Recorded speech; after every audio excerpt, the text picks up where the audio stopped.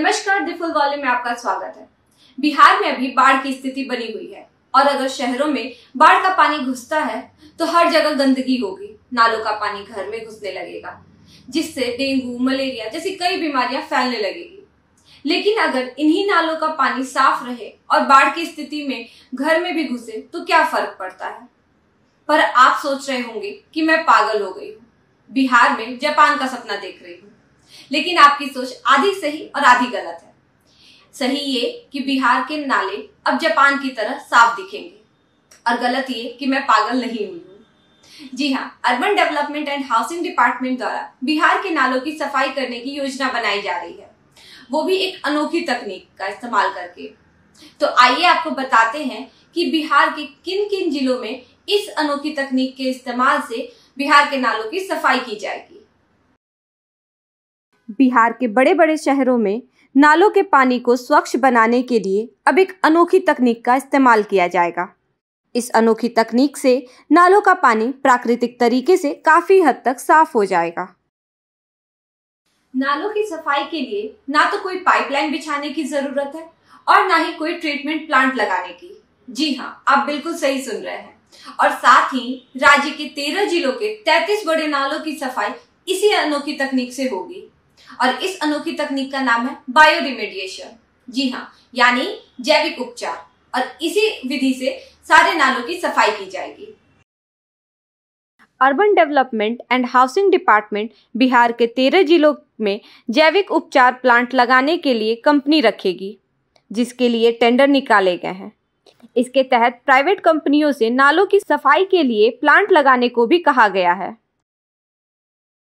तो चलिए अब आपको बताते हैं बायो रिमेडिएशन के बारे में। ये क्या है और कैसे काम करती है। बायो रिमेडिएशन का मतलब होता है जीवों द्वारा उपचार। ये एक ऐसी प्रक्रिया है जिसमें सूक्ष्म जीवों जैसे जीवाणुओं या फिर उनके एंजाइमों का इस्तेमाल करके किसी संदूषित हो चुके एनवायरनमेंट को फिर से उसकी मूल स्थिति में लाने की कोशिश की जाती है। स्वच्छ भारत अभियान के तहत मध्य प्रदेश के इंदौर को पिछले 5 सालों से लगातार क्लीन सिटी का अवार्ड मिल रहा है, जिसका मुख्य कारण ये है कि वहाँ वेस्ट को संभाल कर नहीं रखा जाता, बल्कि बरसों से जमा हुए वेस्ट को बायो रिमेडिएशन द्वारा सॉइल में कन्वर्ट किया जाता है। इस प्रक्रिया में सबसे पहले वेस्ट को लूज कर उन पर बायो कल्चर का छिड़काव किया जाता है और फिर उसे 10 दिनों के लिए छोड़ दिया जाता है, जिससे कंपोस्टिंग प्रक्रिया बनाने वाले जीवाणुओं की वृद्धि हो सके। उसके बाद वेस्ट की स्क्रीनिंग और छनाई की जाती है, जिसके बाद वेस्ट से उच्च गुणवत्ता वाली मिट्टी प्राप्त होती है और उस पूरी प्रक्रिया के पूरे होने के बाद इन मिट्टियों से हरित क्षेत्र विकसित किए जा रहे हैं, जिस वजह से इंदौर पिछले 5 सालों से क्लीन सिटी का ताज अपने सर सजाए है। ये तो रहा वेस्ट से बायो रिमेडिएशन प्रोसेस के बारे में।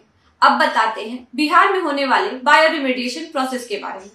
उससे पहले आपको बता दूं कि बायो रिमेडिएशन प्रोसेस के अंडर कई तरह के प्रोसेस होते हैं, जिसमें से एक है वेस्ट से जो इंदौर में हो रहा है और एक है जो बिहार में होने वाला है।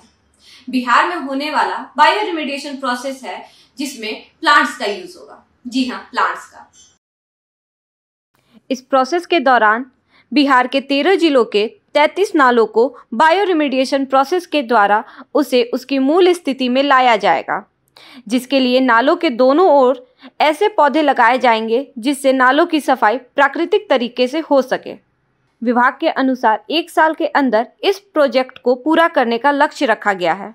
इस प्रोजेक्ट के तहत अरवल, मुजफ्फरपुर, रोहतास, गोपालगंज, जमुई, मोतिहारी, समस्तीपुर, आरा, दरभंगा, गया, औरंगाबाद और बक्सर में प्लांट लगाए जाएंगे।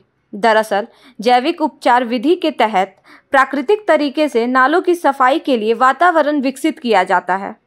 इसमें 1 लाख रंग वाला विशेष पौधा नालों के दोनों किनारों की तरफ लगाया जाता है। इन पौधों में कचरा को अवशोषित करने की विशेष क्षमता होती है। ऐसे में नाले का पानी प्राकृतिक रूप से साफ हो जाता है।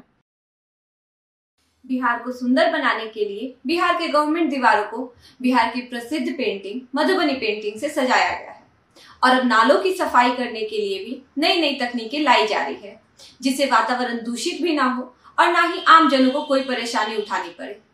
इस वीडियो में यहीं तक। मैं निधि आपसे मिलती हूँ बिहारनामा के अगले एपिसोड में। तब तक के लिए देखते रहें द फुल वॉल्यूम। धन्यवाद।